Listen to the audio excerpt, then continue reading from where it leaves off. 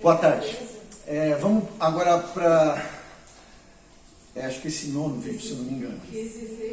Vamos falar de alguns erros que acontecem que são importantes, tanto o apoio quanto o mesário tenham essa ideia e mais ou menos como proceder. Então, esse vídeo ele serve para o mesário, principalmente, e para o apoio no sentido de ajudar ele, se ele for solicitado, a dar um esclarecimento lá. Então, assim, tem aquele eleitor que ele entra na cabine e ele fala que ele não consegue ver o candidato dele. Como é que isso pode acontecer? Vamos lá. Pode acontecer de que, porque assim, a eleição tem o voto primeiro para o vereador, que são os 5 dígitos, e depois é o voto do prefeito na sequência.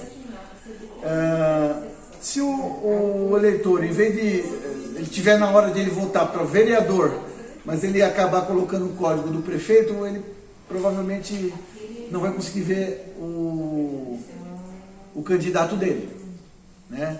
Porque inicialmente ele digita, aparece o candidato, depois ele deve confirmar. Mas se ele está com o código, por exemplo, vamos dizer, ele está na fase que ele tem que votar para o vereador, mas ele está com o código do prefeito, que são 2 dígitos, ele não vai ver o vereador dele, né? Então, olha só, primeira coisa que o mesário deve proceder primeiro verificar se ele já votou ou se ele ainda não votou. Se ele ainda estiver no processo e ainda não votou, no microterminal do mesário, ele consegue verificar em que fase que ele está. Se ele está na fase do voto do vereador ou se está na fase do voto do prefeito. E a diferença é em termos de dígitos, né? No voto do vereador são 5 dígitos, no voto do prefeito são 2 dígitos. Então, a primeira coisa que o mesário deve proceder é perguntar para que tipo de cargo ele está votando. Ele está votando para vereador ou para prefeito? E verificar lá no microterminal se ele está na fase certa, porque pode ser que ele esteja ali no campo para votar para vereador e ele está colocando o código, por exemplo, do prefeito. Entendeu? Sim. Então, essa primeira orientação, nunca é entrar na cabine para não ter acesso ao eleitor, ao candidato ao qual o eleitor está votando, mas orientar, ó, você está na fase agora para votar para vereador. Você pode até perguntar, ó, está escrito aí, para que cargo você está votando? Para vereador ou para prefeito? Vai estar escrito na urna lá. Então, essa primeira orientação, se ele não votou, para que ele, ó, então você está agora no voto do vereador, você tem que digitar um código de 5 dígitos. Você está fazendo isso? E antes de confirmar, digite o código e espere para ver a foto do seu candidato. Então, essa primeira orientação, se o eleitor ainda não votou, você consegue minimizar esses erros, essas dúvidas. Assim. A segunda coisa é confirmar o número de fato do candidato dele, se ele está com o número certo do candidato dele. Bom,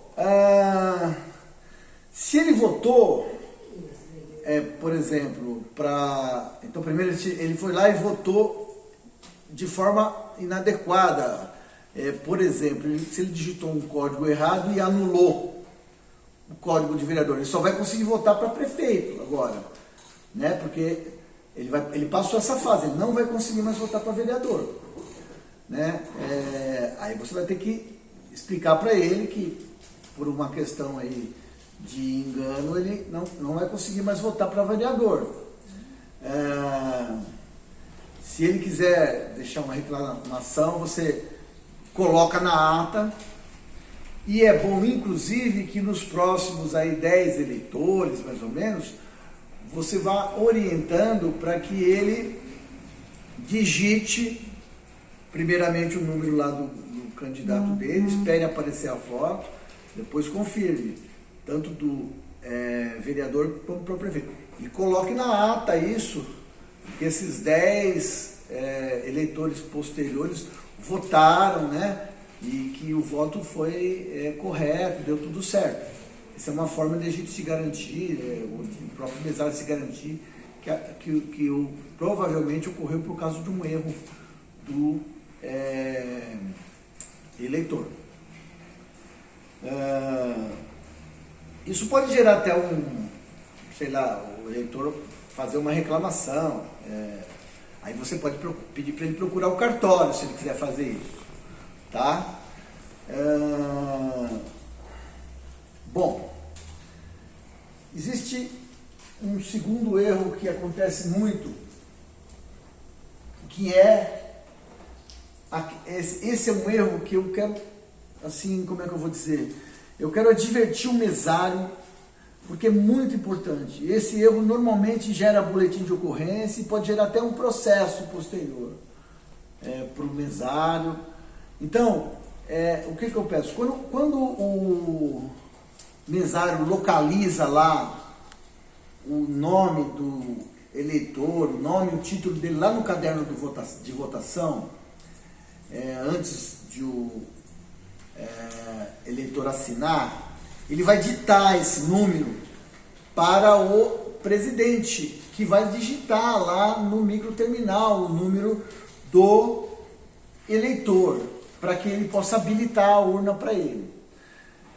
Se por um acaso ele não tiver atenção ali na hora que ele estiver digitando esse número, ele pode digitar um número errado. E outra, se o presidente não tiver atenção de que após ele digitar o número, o nome da pessoa não é o do eleitor, e ele habilitar, ele vai estar habilitando um outro, ele está habilitando a urna, enfim, no título de um outro eleitor. E aí o que acontece? Esse cara não vai perceber, ele vai votar. Aí depois, quando vier o eleitor no qual foi votado o nome dele, ele não vai conseguir votar, porque você vai digitar e vai estar lá que ele já votou. Então, isso é um problema muito sério que pode gerar um boletim de ocorrência, pode gerar um processo. Então, qual que é a recomendação? Mesário, primeiro, quando for localizar no caderno, cuidado, verifica direitinho, verifica se não tem homônimo, dite direitinho o número para o presidente digitar. Quando o presidente digita, aparece o nome lá no microterminal. O presidente deve falar em voz alta para o eleitor, para ver se é esse mesmo nome dele, para o eleitor confirmar. O senhor é José da Costa, tal, para o eleitor confirmar que é ele. Outra coisa, lá no microterminal aparece o número de sequência que está no caderno de votação. Confirme, fala, o número de sequência é tal, o nome do eleitor é tal. Então, o mesário consegue confirmar que ele está passando, que ele habilitou o nome certo, e o próprio eleitor consegue confirmar através de ele ouvir o nome dele direitinho, vamos dizer assim, dito pelo presidente. Esse cuidado é fundamental para que a gente não cometa esse erro, que é um erro grave, entendeu?